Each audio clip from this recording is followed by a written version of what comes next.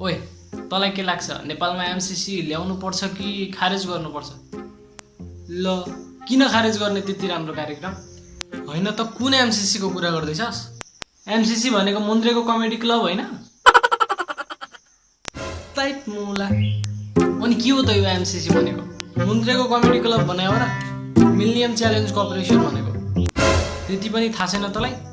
अमेरिकाले नेपालका रोडहरू र इलेक्ट्रिसिटी बनाउनको लागि 55 अर्ब रुपियाँ ल्याउन लागेको छ। 10,000 अमेरिकन सैनिक नेपाल आउँदैछन्। होइन त्यो सम्झौतामा हामीलाई अप्ठ्यारो पर्ने के चिज राखेको छ? ती अमेरिकाबाट काम गर्न आएका मान्छेले कुनै पनि अपराधिक गतिविधि गर्यो भने कुनै कानुन नलाग्ने अरे नेपालमा। ए त्यस्तो पो हो। तर त्यत्रो 55 अर्ब आइरहेछ र नेपाल सरकारले त्यसलाई फिर्ता जान दिनु हुँदैन। बरु त्यो राष्ट्रघाती सम्झौता चेन्ज गरिदिए हुन्छ। सही भनिस् यार। जबसम्म यो राष्ट्रघाती सम्झौता चेन्ज हुँदैन तबसम्म म त एमसीसी को घोर विरोधमा छु भाइ।